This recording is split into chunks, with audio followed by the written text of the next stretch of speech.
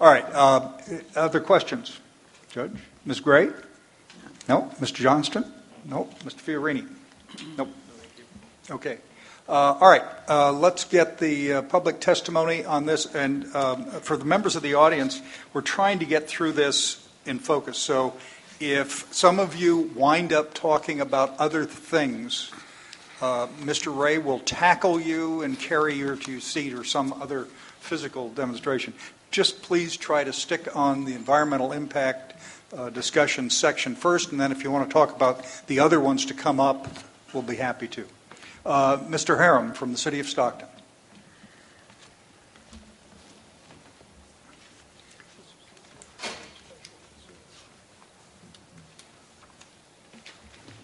Mr. Chairman, members of the Commission, my name is Steve Harum. I'm Special Counsel for the City of Stockton on this matter. I've just been recently retained, but I've been asked to appear today for purposes of supplementing our comments by adding 2 additional letters to it.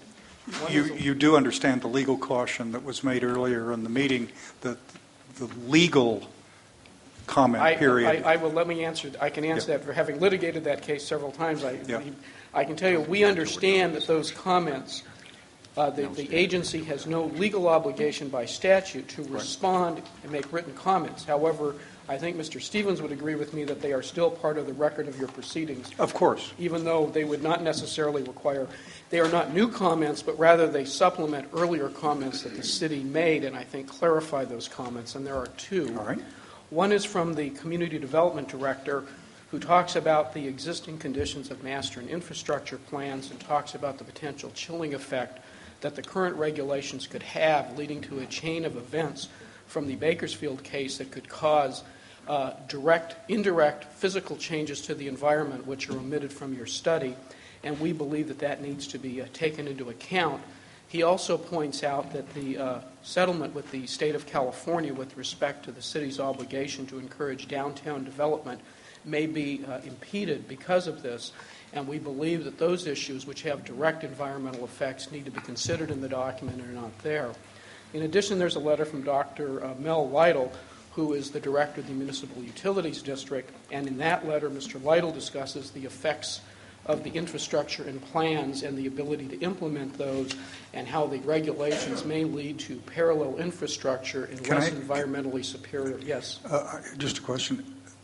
Somehow we're going to interfere with the City of Stockton settlement with the state of California on downtown development? That's correct. I don't understand. Well, it appears in the letter, and frankly, the comments probably did not expand that as it should.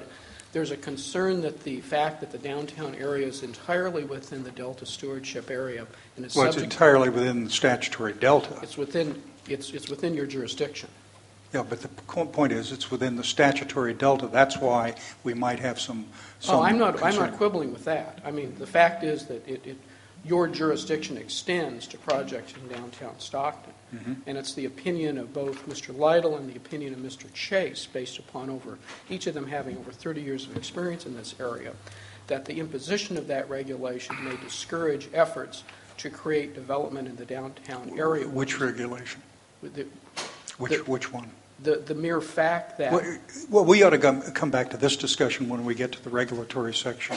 Well, this is environmental. This is for purposes of the environmental side.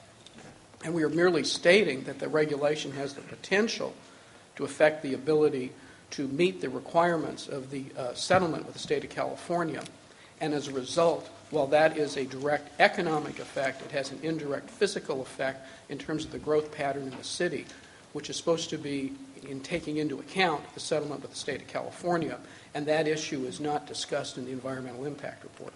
Okay, I still don't understand it, but the staff will reflect on this, I think. And that in addition to that, there's the possibility that the ability to implement and carry out existing master and infrastructure plans may be impeded, requiring parallel plans which will in turn affect growth patterns in the city of Stockton, which do not provide the most environmentally superior. And again, those secondary impacts, and this comes from the City of Riverside case, have a direct physical effect on the environment, and again, the EIR omits that. And then finally, I was asked to mention to your commission that the city is most eager to work with the commission to see if these sort of issues can be worked out. It is our feeling that you can carry out your statutory mission while nevertheless not impeding the ability of Stockton to carry out its general plan and to enjoy the benefits of the master plans which it has adopted through a full environmental process. And we believe that the two sides are not necessarily facing off or in conflict, but instead we believe these issues can be reconciled, and we would appreciate the opportunity to work with your staff to see if we can figure out a way to reconcile these issues in a manner that your plan can go forward without the city expressing concerns. Thank And you. with that, I'd like to submit those letters into the record. Okay. Patrick, Mr. Johnston. Is the city sponsoring legislation this session with respect to the Delta Plan or the Delta Stewardship Council? Senator, I'm reasonably new at representing the city on this.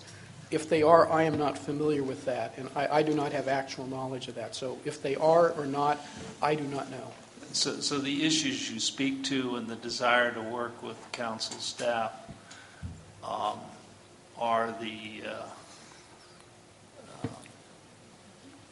forums that you would look to resolving these issues? The forum that the best way to solve the problem is if we can, together with your staff, collectively recommend to you amendments to the plan that allows the plan to go forward consistent with the statutory obligations which you have, while at the same time not causing undue angst and impediment to the city of Stockton in its efforts to carry out its general plan. And it is my opinion time would be well spent to see if we can't craft such language that can accomplish both of those goals. I don't believe that they are inherently in conflict. Okay. Other questions? Thank you very much, Mr. Hare.